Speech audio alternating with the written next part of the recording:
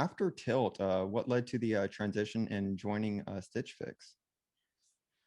Yeah, so Stitch Fix, I guess the personal aspect to that story. So I had known the COO there is this phenomenal, entrepreneur, Julie Bornstein, who was actually on the board, and her husband, I worked closely with at Tilt. He was our COO, and so I was reflecting on, I left Tilt probably, I don't know, 6 months before the acquisition to Airbnb, but it was kind of, I'd spent 3.5 years of my life on something that was, it was the greatest team, and I don't regret a minute of it. And like I said, those lessons were invaluable, and the team, a lot of people there still I call like very close friends. It was a very special culture that we had.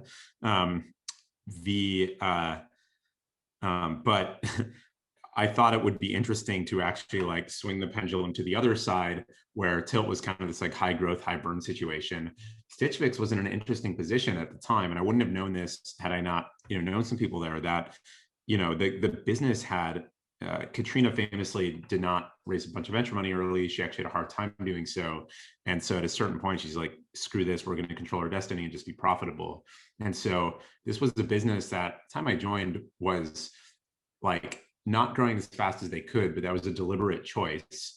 And they had made the commitment to actually wanting to dial that up, but it was on this foundation of like profitability, which was like a really compelling kind of like job opportunity to go and build a growth team from the ground up on a mechanism that was already established, that had, strong retention there, but just hadn't built a muscle around user acquisition. And so it was later stage than I thought I would go. But like the whole function would be starting fresh. And so I went through and got to meet some of the executives there, and it just, it felt like they were committed to it, and kind of, just made sense. And so it was also a new muscle for me to develop, frankly. Like they took a bet on me. I think Stitch Fix did not have the same, our product there was like a styling algorithm. So like the user facing product was actually fairly limited. We had a website. We built different mobile tools over time where you could interact with your stylist and stuff like that, or interact with our catalog. Sorry, not your stylist. But it was a very different set of like growth challenges that I actually found would be kind of round out my skill set from more of the product and community side of things over to performance marketing. So yeah, that's kind of the backstory of how I ended up there. I could talk a little bit about what growth meant there and how we went about it, but maybe I'll stop there.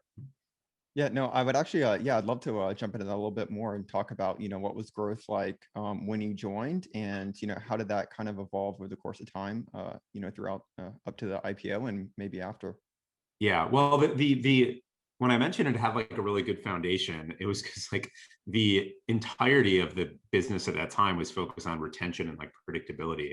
Like remember, we were holding inventory and we also wanted to be profitable. And so getting like our buy quantities right, and also figuring out like how do we retain our clients in some predictable cadence was like the name of the game. So we had built this really strong demand forecasting and like data science team very early days. Like if you look at Katrina in her first like 10 hires were, the former COO of Walmart.com, Mike Smith, Julie, who she brought into the board, who I mentioned, who was the CMO at Sephora before that, and then Eric Colson, who was the head of data science at Netflix.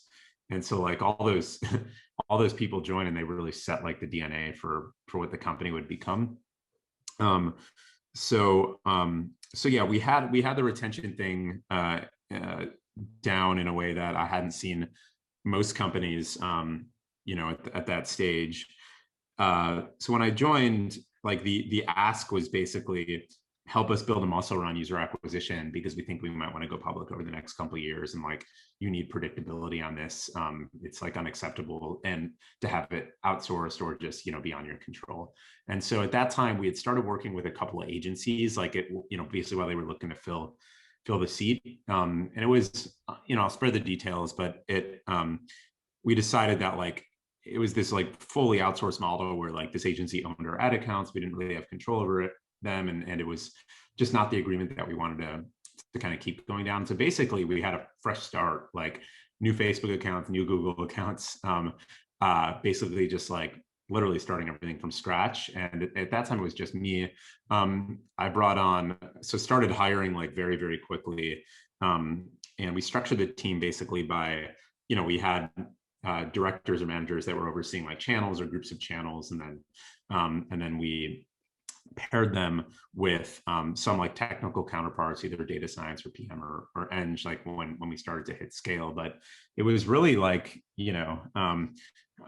I think many people probably have seen like how performance marketing functions are built out, and there's nothing, a lot of those basics we got right. I would say, I started buying Facebook ads in 2011, 2012. And so in those days, like, you could actually find some arbitrage by being like a really savvy media buyer. I think nowadays it's around like having great creative and great data pipelines, and like, rushing into new channels of your early stage and, just getting to them before saturation. But with Facebook and Google, essentially, a lot of the magic that we had there was on like using that data science DNA to build better like measurement sophistication. And so we didn't have, rather than relying on like simplistic attribution models, we were doing like incrementality testing across everything, which is probably a separate conversation if anyone's interested. And then on creative, we had this big in-house creative team that was doing photo shoots like for a stylist portal, and we actually started to get into a better routine on just like optimizing and increasing the cadence of actually getting creative out there. We also, I would say the big thing that we did at the time that gave us some advantage to our competitors is we invested pretty heavily in offline channels. And so we felt like we had built this strong sophistication around like digital marketing, which is kind of table stakes. But in the offline world, like at that time, people buying TV, radio, et cetera, like it was, or podcasts, we were fairly early to that. They were just approaching it as like brand marketing and without like a ton of sophistication. And so that like, we treated those as performance channels. And I think, again, I think that ended up being, I guess, a differentiated part of our mix and what we were doing. But yeah, it was a good set of lessons there. I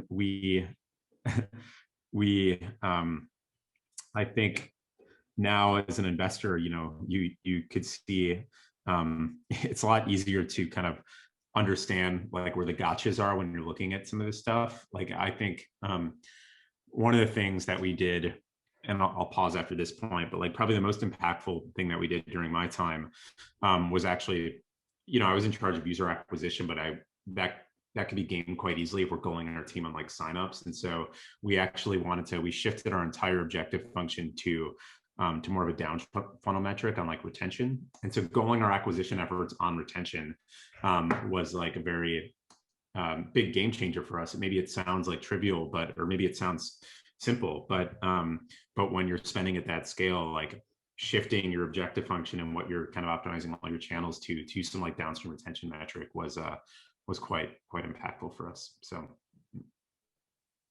awesome.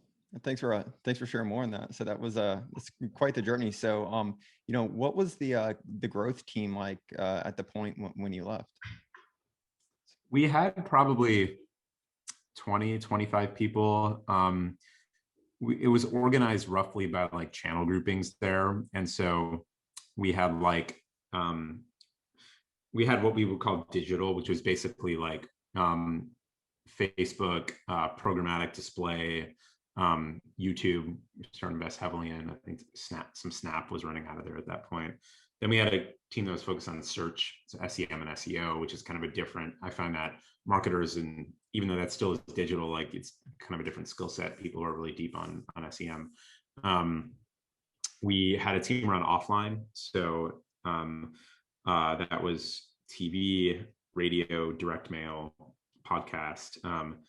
We had one that was on kind of like foundational like infrastructure, so like marketing tech, which was a huge like area of investment. There's a guy from Wish who, if you know about them, like they're basically an advertising business. So was in charge of that.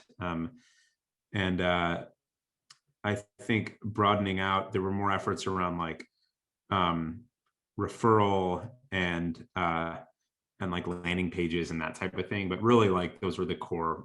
We bucketed by like core channel groupings. Oh, sorry, our mobile app, which was kind of it sounds like, again, something that we just hadn't really paid a lot of attention to until like fairly late in the game, just because Stitch Fix, again, is not really like a recurring like usage. It's more of a passive like subscription service for most people. So so yeah, that's what it looked like. Again, it's quite different than other companies I spend time with, like in marketplaces and such, where the growth team ends up being like these pods of PMs, data scientists, eng, design, all grouped together working on like some shared metric, versus at Stitch Fix, like, yes, we were doing user acquisition or a little bit more down funnel, but the reality is it was a performance marketing group at that stage. So